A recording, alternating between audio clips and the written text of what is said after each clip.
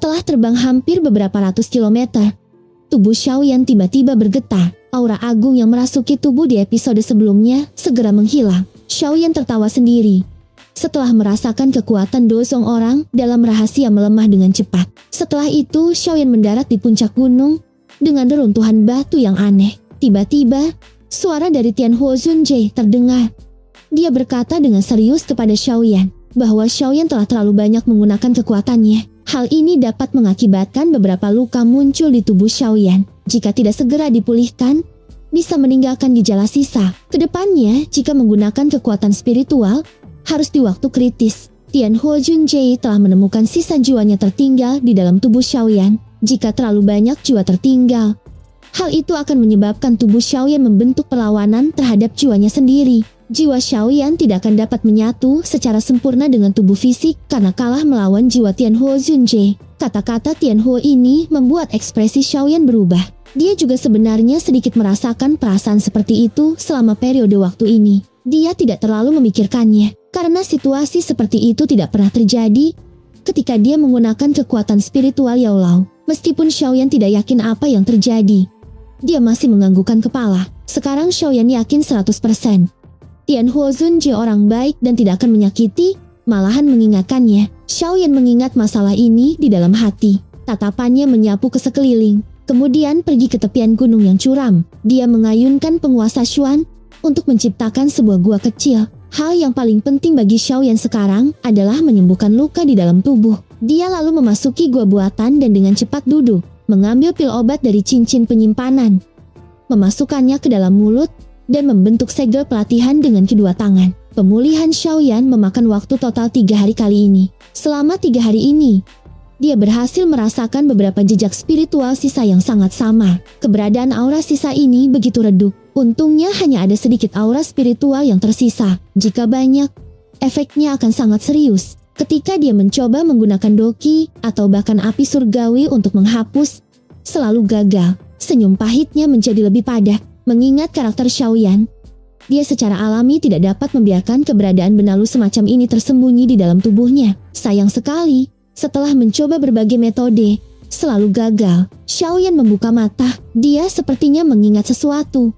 Jarinya dengan lembut menyentuh cincin penyimpanan yang ditinggalkan Yao Lao. Di dalamnya ada banyak formula obat yang dikumpulkan Yao Lao. Xiaoyan mencari selama hampir 1 jam. Akhirnya dia membuka mata, sukacita terungkap. Dengan ayunan tangan, sebuah gulungan kuno berwarna hitam muncul. Itu adalah gulungan pil pembersih jiwa. Pil obat tingkat 6 tingkat puncak, mampu membersihkan tubuh dari semua kekuatan spiritual asing. Juga memiliki efek memelihara kekuatan spiritual. Kekuatan spiritual Xiaoyan memasuki gulungan itu dan mengingat semua informasi dalam formula obat ke dalam pikirannya. Dengan hati-hati membaca formula obat sebelum dia bergumam pada dirinya sendiri. Puncak level tingkat ke-6 adalah tingkat yang tinggi. Dia harus bisa memperbaikinya. Bahan-bahan obatnya juga langka. Mungkin bisa mendapatkannya sebelum jejak spiritual yang tersisa di tubuhnya menjadi masalah besar. Setelah menemukan metode untuk menyelesaikan masalah, dia menempatkan formula obat di dalam cincin penyimpanan. Merenung sejenak sebelum memberi isyarat dengan tangan. 4 gulungan berwarna perak muncul di depannya. Gulungan itu berwarna cerah. Jejak seperti pembuluh vena menyebar di sekitar gulungan. Keempat gulungan ini diperoleh dari tangan 4 sesepuh dari pavilion utara petir angin. Xiaoyan menjentikan jari dan memanggil boneka iblis bumi. Setelah itu, dia melempar gulungan itu. Boneka tersebut segera menangkap dan membukanya. Seperti tebakan Xiaoyan, bagian dalam gulungan itu menyembunyikan kekuatan yang ganas. Meledak di depan boneka iblis bumi, membuat boneka andalan Xiaoyan terbang sampai membentur dinding.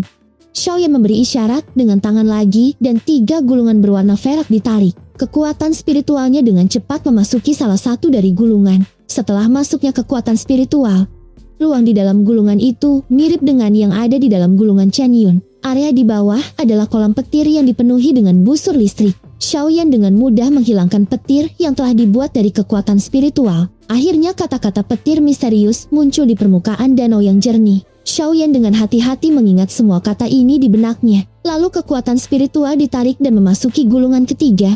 Hal yang sama dilakukan hingga gulungan keempat. Dia segera menutup mata dan mengatur kata-kata petir misterius yang dilihat dari tiap gulungan. Setelah mengatur kata-kata selama 10 menit, Xiaoyan sekali lagi membuka mata. Kata-kata kilat di 4 gulungan telah membentuk versi lengkap setelah digabung. Sayang sekali, untuk beberapa alasan yang tidak diketahui, Xiaoyan mengalami kesulitan memahami metode pelatihan tersebut. Setelah menghabiskan banyak usaha, dia hanya berakhir dengan keterampilan Do tingkat tinggi kelas D, yang hanya bisa dia lihat tetapi tidak bisa dilatih. Ini menyebabkan kepalanya gatal. Setelah mengomel-ngomel sendiri, Xiaoyan mengembalikan gulungan itu ke cincin penyimpanan. Xiaoyan hanya bisa menyingkirkan benda ini untuk sementara. Sekarang dia telah membuat masalah baru dengan pavilion petir angin.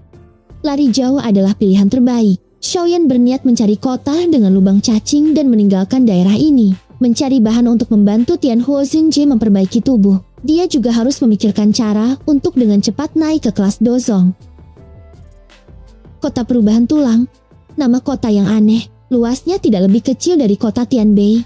Kota ini juga merupakan tempat pertama Xiaoyan berhenti untuk beristirahat setelah perjalanan dari kota Tianbei. Menurut tebakannya, sudah meninggalkan wilayah pavilion petir angin. Dia tidak terbiasa dengan tempat ini dan tidak tahu jalan. Terbang sembarangan bukanlah solusi. Dia memilih untuk mendapatkan peta wilayah utara terlebih dahulu. Selain itu, perlu mencari bahan obat yang diperlukan untuk memperbaiki pil pembersih jiwa serta mencari beberapa informasi. Bagian dalam kota ini sebagian besar didekorasi dengan warna putih pucat. Sekilas seperti dibangun dari tulang belulang. Peta wilayah utara bukanlah barang langka. Xiaoyan tidak menghabiskan waktu mencari lapak penjual peta. Dia perlahan masuk ke toko. Ada seorang lelaki tua di toko itu. Xiaoyan meliriknya. Kekuatan lelaki tua ini baru saja mencapai kelas doshi. Orang tua itu buru-buru berdiri dan mengajukan pertanyaan apakah ingin membeli peta kepada Xiaoyan yang baru saja masuk. Pedagang itu lalu mengeluarkan peta yang paling detail dan mengatakan 30.000 koin emas sebagai harganya. Xiaoyan secara acak membuka peta dan mempelajarinya sedikit. Setelah melihat bahwa memang agak rinci, dia menyerahkan koin emas, berbalik, dan pergi. Orang tua itu tiba-tiba berteriak melihat Xiaoyan berbalik untuk pergi. Dia bertanya kepada Xiaoyan, apakah datang ke sini karena kolam darah gunung surgawi di pegunungan mata surga. Kedua nama ini membuat Xiaoyan terkejut, karena dia sudah mendengar istilah ini lebih dari belasan kali sejak dia memasuki kota. Orang tua itu juga kaget melihat ekspresi Xiaoyan. Dia bertanya dengan heran, apakah adik laki-laki tidak tahu tentang pegunungan mata surga dan kolam darah gunung surgawi? Karena itu adalah topik yang dibicarakan banyak orang, tentu membuat Xiaoyan sangat tertarik. Dia secara acak melemparkan sekantong koin emas, bertanya dengan penuh minat kepada lelaki tua itu, berharap memberitahunya info detail tentang itu. Orang tua itu tersenyum saat mengambil koin emas dan berbicara dengan ekspresi serius bahwa kolam darah gunung surgawi di pegunungan mata surga sangat terkenal. Ada beberapa orang di wilayah utara dataran tengah yang tidak mengetahuinya. Dikabarkan setiap 3 tahun gelombang energi alam muncul di puncak gunung berapi di pegunungan. Setelah air pasang selesai, danau gunung surga di dalam gunung berapi dipenuhi dengan cairan merah yang sangat misterius. Kolam darah gunung surgawi ini hanya bertahan selama 5 hari. Setelah itu lenyap. Kolam ini bisa membantu beberapa ahli di puncak kelas Do Huang menerobos ke kelas Dozong. Bahkan jika seorang ahli Dozong memasuki kolam, itu akan membasuh dan memperkuat tubuh, memungkinkan kekuatan seseorang meningkat. Efek dari kolam ini sangat misterius. Setiap 3 tahun, pegunungan mata surga dipenuhi dengan orang-orang yang tak terhitung jumlahnya dari wilayah utara serta tempat-tempat lain. Dan bulan depan kebetulan 3 tahun. Sekarang ada banyak orang yang bergegas ke pegunungan mata surga. Sayang sekali, pegunungan mata surga sangat luas. Ada banyak binatang ajaib peringkat tinggi di sana. Puncak gunung juga tertutup kabut sepanjang tahun. Jika adik laki-laki ingin pergi ke sana, Anda dapat membeli peta pegunungan mata surga dari saya. Harganya hanya 40.000 koin emas. Dengan bantuan peta, Anda dapat mencapai puncak gunung sebelum orang lain. Orang tua menjelaskan situasinya sebelum akhirnya mengungkapkan niat liciknya. Aku yang dulu melakukan ini untuk kebaikanmu. Efek dari kolam darah gunung surgawi misterius paling banyak dapat digunakan oleh 10 orang. Dengan kata lain, jika Anda tiba di kolam darah gunung surgawi setelah 10 orang itu, Anda hanya dapat melihat kolam darah kosong dan menunggu 3 tahun lagi. Orang tua itu buru-buru menambahkan ketika dia melihat Xiaoyan tidak tertarik. Xiaoyan kaget mendengar kata-kata ini. Dia mengangguk sambil tersenyum. Dia harus bergerak lebih cepat. Efek dari kolam darah gunung surgawi itu misterius. Pasti akan ada banyak ahli yang tertarik. Jika datang terlambat, dia mungkin harus menunggu 3 tahun lagi. Orang tua itu langsung bersukacita melihat Xiaoyan menganggukkan kepalanya. Dia dengan senang hati mengeluarkan peta dan bergumam di dalam hatinya bahwa telah merampok orang kaya lagi. Xiaoyan tidak menyadari pikiran orang tua itu. Dia terlalu malas untuk mencari kesalahan pihak lain. Peta ini mungkin tidak bernilai banyak uang, tetapi menurutnya, kolam darah Gunung Surgawi jauh lebih berharga daripada uang. Xiaoyan membayar koin emas dan meletakkan peta itu ke cincin penyimpanan. Kemudian keluar dari toko. Xiaoyan berkeliling beberapa toko obat dan berhasil mendapatkan benih teratai roh air yang dia butuhkan untuk memperbaiki pil pembersih jiwa. Meski cukup mahal. Setelah berkeliaran di sekitar kota, Xiaoyan berhenti di depan sebuah penginapan. Xiaoyan akan bergerak dan menuju ke pegunungan mata surga di part kedua. Setelah beristirahat di sini, jika dia bisa menjadi 10 orang pertama yang memasuki kolam darah Gunung Surga, ada kemungkinan itu bisa membantu menerobos ke kelas Dozong. Keesokan harinya, setelah Xiaoyan keluar dari kamar, dia tidak langsung memulai perjalanannya. Sebaliknya dia berjalan ke lantai 2 penginapan dan duduk di kursi dekat jendela untuk ngopi pagi. Ada banyak orang di lantai 2 penginapan. Tempat ini biasanya merupakan tempat banyak berbagai berita disebarkan. Xiaoyan meminum kopi. Telinganya menyerap semua percakapan orang-orang, termasuk percakapan tetangga yang iri. Seperti yang diharapkan, fokus dari seluruh kota berada di kolam darah Gunung Surgawi. Wajah sejumlah orang memerah. Keserakahan terlihat di wajah. Tampaknya daya pikat dari kolam darah Gunung Surgawi terlalu besar. Percakapan orang-orang itu mengatakan bahwa pavilion petir angin, pavilion 10.000 pedang, dan faksi kuat lainnya telah mengirim elit inti untuk menuju ke pegunungan mata surga. Dari kelihatannya, mereka jelas menargetkan kolam darah Gunung Surgawi. Seorang pria di sampingnya menambahkan omongan sambil berkata sialan. Dengan orang-orang ini yang berpartisipasi, akan semakin sedikit dari 10 tempat tersisa. Orang ketiga yang tiba-tiba datang lalu berkata juga, apa yang bisa kita lakukan? Kelompok lain adalah faksi hebat, yang terbaik bagi mereka yang tidak memiliki kemampuan untuk tidak berpartisipasi. Jika ikut, tidak hanya gagal mendapatkan keuntungan, dia juga akan mendapat masalah. Xiaoyan mengerutkan kening mendengar ini. Tak disangka, kolam darah Gunung Surgawi juga memiliki daya pikat bagi faksi seperti pavilion petir angin. Seorang pria yang tampak agak kurus, sepertinya orang yang sering komen menjelekan, mencoba ikut bergabung dalam percakapan.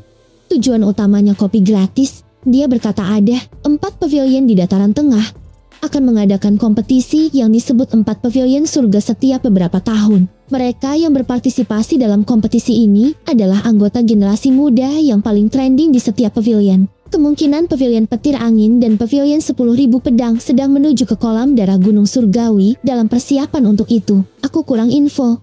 Apakah pavilion musim semi kuning dan pavilion bintang jatuh akan berpartisipasi? Kolam darah Gunung Surgawi tidak banyak berpengaruh pada orang-orang tua itu. Itu adalah harta bagi generasi muda. Dengan berendam di dalamnya, seseorang tidak hanya dapat mencuci tulangnya, tetapi dapat membantu satu terobosan. Hanya ada beberapa bulan tersisa. Jika seseorang dapat melakukan terobosan pada saat ini, peluang kemenangan pavilion akan sangat melambung. Sedikit tambahan, menurut informasi yang aku lihat di video Serongai sebelum channelnya dihapus, bahwa ada Nona Feng dari pavilion petir angin yang memiliki bakat pelatihan yang sangat menakutkan. Bahkan ada rumor bahwa dia akan menjadi kepala pavilion berikutnya di pavilion timur. Selain itu, pavilion 10.000 pedang juga cukup kuat. Tang Ying, yang dikenal sebagai pedang air mancur langit, menggunakan teknik pedang yang sangat misterius dan terampil. Ia bahkan mampu bertukar pukulan dengan beberapa ahli dari generasi yang lebih tua. Mereka bisa disebut sebagai generasi muda teratas di wilayah utara. Aku ingin tahu siapa yang akan menang jika mereka akhirnya bertemu dalam perkelahian. Seorang kurir paket yang sedang melewati meja mereka, dengan santai ikut ngomong, dia berkata, kedua orang ini mungkin kuat, tapi mereka tampaknya sedikit lebih rendah jika dibandingkan dengan individu baru-baru ini bernama Xiaoyan. Kalian semua tidak melihat pertempuran besar di kota Tianbei ketika aku mengantar paket ke sana. Itu sangat menarik. Orang itu tampaknya baru berusia 20-an.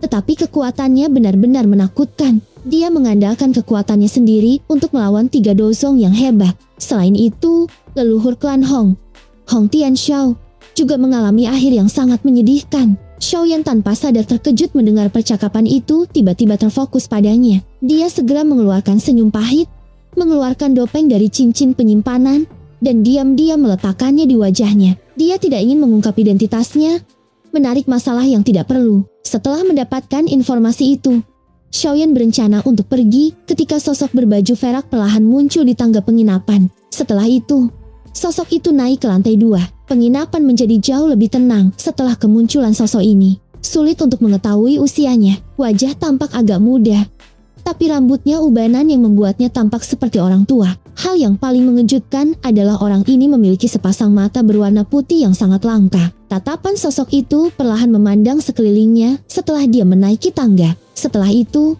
dia berjalan ke jendela, berhenti di samping meja yang ditempati Xiaoyan.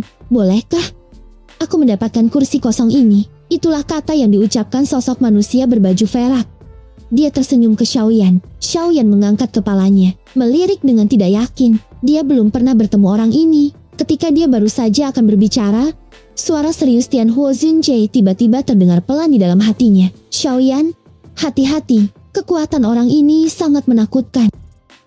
Xiaoyan mengencangkan cengkeraman pada gelas kopi dan riak terbentuk di dalamnya. Dengan bisa membuat Tian Huo Xunjie mengucapkan kata-kata seperti itu, jelas bahwa kekuatan pihak lain kemungkinan besar bukan yang bisa dia lawan. Di permukaan, bagaimanapun, Xiaoyan tetap tanpa ekspresi. Dia tersenyum dan berkata, "Saya tidak memesan tempat duduk. Anda bisa duduk jika mau. Kebetulan, saya masih memiliki beberapa hal lain yang harus ditangani dan tidak bisa lama. Permisi." Sosok berbaju perak tersenyum. Dia lalu berkata kepada Xiaoyan, "Kamu tidak takut dengan formasi 9 penjara petir surgawi? Mengapa kamu takut padaku?" Suaranya tiba-tiba menjadi lebih keras dan lebih jelas, menekan semua kebisingan di lantai 2 penginapan. Segera banyak tatapan tertegun terlempar sebelum berhenti di Xiaoyan. "Dia, jangan bilang kalau dia Xiaoyan." Kurir paket menjerit histeris. Sementara ekspresi Xiaoyan berangsur-angsur menjadi lebih gelap dan lebih serius. Xiaoyan perlahan bertanya nama sosok itu. Dengan bersembunyi bukanlah gaya orang yang terampil. Pria berjubah perak itu mengangkat cangkir kopi Xiaoyan dan berkata bahwa dia tidak bisa dianggap orang yang terampil. Alasannya datang ke sini terutama untuk mengambil sesuatu dari Xiaoyan. Xiaoyan menyipitkan matanya. Dohki di dalam tubuhnya perlahan mulai beredar. Orang ini jelas menargetkannya. Pria berjubah perak itu tersenyum tipis pada Xiaoyan. Dia berkata, 3.000 tubuh ilusi petir. Suara lembutnya menyebabkan Xiaoyan tiba-tiba berdiri. "Kamu adalah orang dari pavilion petir angin." Jari pria berjubah perak itu dimasukkan ke dalam cangkir dan busur petir mengelilingi cangkir seperti ular kecil. Sambil berkata, orang lain memanggilku Tian Lazy, kepala pavilion petir angin dari utara. "Fei Tian." Kata-kata pria berjubah perak itu baru saja terdengar ketika gelombang suara gelas jatuh muncul. Segera banyak seruan yang mengejutkan keluar tanpa sadar. Mata Xiaoyan menyusut ketika dia mendengar beberapa kata terakhir. Kepala pavilion utara petir angin. Penguasa Xuan berat telah muncul. Penguasanya dengan kasar menebas ke pria berjubah perak itu. Ledakan sonik terbentuk pada penguasa, menghancurkan meja. Pria berjubah perak itu tersenyum tipis. Jarinya dengan lembut dijentikan dan cahaya kilat yang terang keluar darinya. Itu bertabrakan dengan penguasa yang berat. Cahaya petir itu seperti ular berbisa yang merayap ke tangan Xiaoyan. Xiaoyan mendengus dingin. Api andalan melonjak dari tangannya dan bertabrakan dengan cahaya kilat. Sebuah petir terdengar dan keduanya tersingkir. Ini memang api surgawi, tapi penglihatanku tidak dapat melihat di mana peringkat api surgawi ini. Kejutan melintas di mata pria berjubah perak itu ketika dia melihat nyala api hijau giok. Xiaoyan dengan cepat menyimpan penguasa beratnya setelah serangannya sia-sia. Tubuhnya gemetar dan guntur bergemuruh terdengar. Tubuhnya menerjang keluar jendela, tulang sayap diperpanjang. Dia berubah menjadi seberkas cahaya yang melesat keluar kota. Kecepatan yang menakutkan membuat siapapun yang menonton tidak bisa berkata-kata. Pria berjubah perak itu tidak terburu-buru mengejar Xiaoyan. Dia meminum semua kopi di meja lain yang tidak hancur. Sudut mulutnya terangkat menjadi senyuman dingin melihat ke arah Xiaoyan melarikan diri. Dia berkata sendiri, "Anak kecil, kamu tidak akan bisa melarikan diri. Itu memang seperti yang Penatua Lei gambarkan. Anda memiliki beberapa api surgawi." Dia menebak, api surgawi hijau giok yang belum pernah dia lihat sebelumnya harus menjadi sesuatu yang terbentuk dari penggabungan api surgawi. Dia bahkan belum pernah mendengar tentang metode Qi yang dapat menggabungkan api surgawi. Fei Tian tersenyum. Ada ekspresi yang sangat tertarik di dalam mata putih itu. Dia segera melangkah maju dan tubuhnya dengan tenang menghilang seperti hantu.